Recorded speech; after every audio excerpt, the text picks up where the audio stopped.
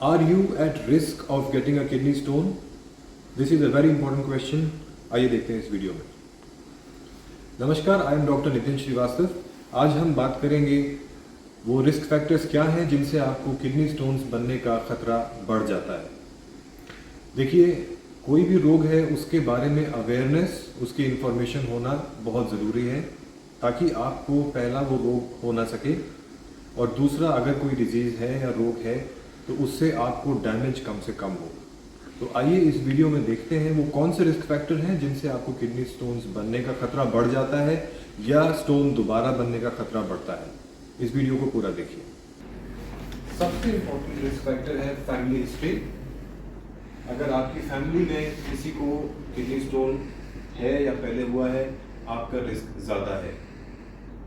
Obesity, अगर आपका वजन नॉर्मल रेंज से ज़्यादा है तो भी किडनी स्टोन बनने का रिस्क ज़्यादा हो जाता है। डायबिटीज़, शुगर वाले पेशेंट्स को किडनी स्टोन्स बनने का रिस्क ज़्यादा होता है।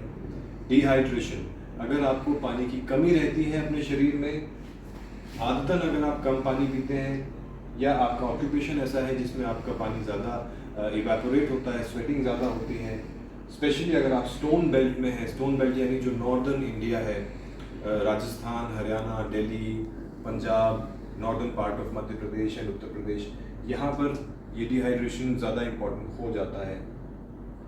जंक फूड, अगर आप जंक फूड खाने के हैबिचुअल हैं जिसमें कि भारी मात्रा में सॉल्ट एंड शुगर होता है, तो उससे भी किडनी स्टोन बनने का रिस्क बढ़ता है।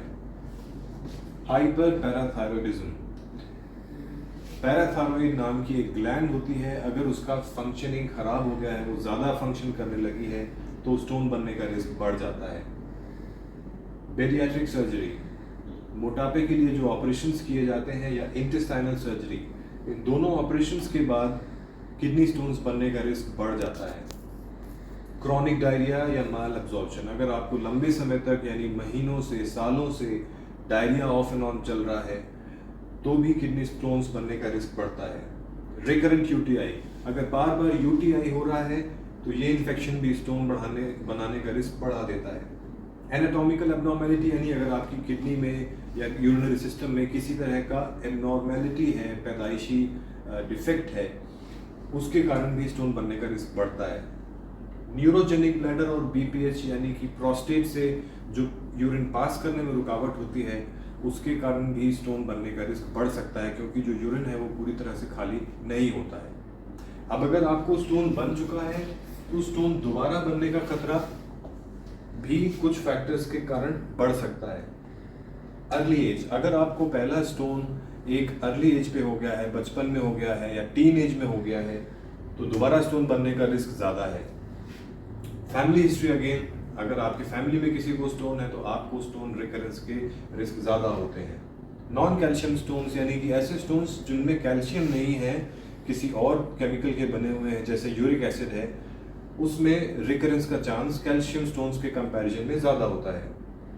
कुछ रेयर जेनेटिक बीमारियां होती हैं, और ये भी देखा गया है कि अगर आपको एक ही बजाय 2, 3 या ज़्यादा स्टोन्स हैं, और ख़ासकर अगर दोनों किडनी में स्टोन्स हैं, तो ये स्टोन्स दोबारा बनने के लिए रिस्क बढ़ाने का एक फैक्टर होता है। किडनी स्टोन्स बनने में 3 मेजर फैक्टर्स काम करते हैं। आपकी यूरिन में कैल्शियम और ऑक्सलेट का क्या कॉन्सेंट्रेशन है, आपकी यूरिन में एसिडिटी कितनी है, और आपके जेनेटिक्स पर भी काफ़ी कुछ डिपेंड करता है। तो फैमिली हिस्ट्री है या आपको कम एज में स्टोन हो गया है, ये सारा कुछ जेनेटिक्स से डिसाइड होता है।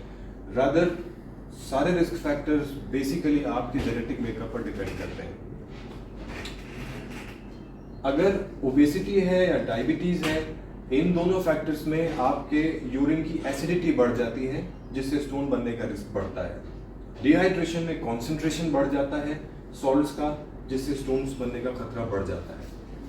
इसी तरह से अगर बेरियाट्रिक सर्जरी या इंटेस्टाइनल सर्जरी हुई है, या डायरिया है जिसमें आप जो खाना खाते हैं उसमें कैल्शियम और ऑक्सलेट जो आपने अपने डाइट में लिया है वो प्रॉपर तरीके से एब्जॉर्ब ना होके ऑक्सलेट का एब्जॉर्प्शन बढ़ जाता है आपकी इंटेस्टाइन में आफ्टर दीज सर्जरीज, तो कैल्शियम ऑक्सलेट स्टोन्स बनने का रिस्क बढ़ जाता है। तो ये सारे रिस्क फैक्टर्स हैं।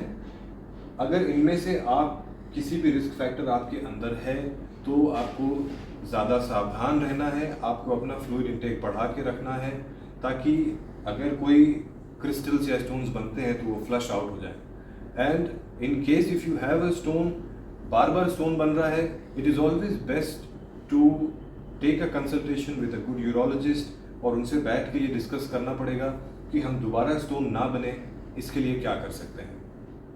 Thank you. The internet is full of advice on health conditions, half information which is dangerous.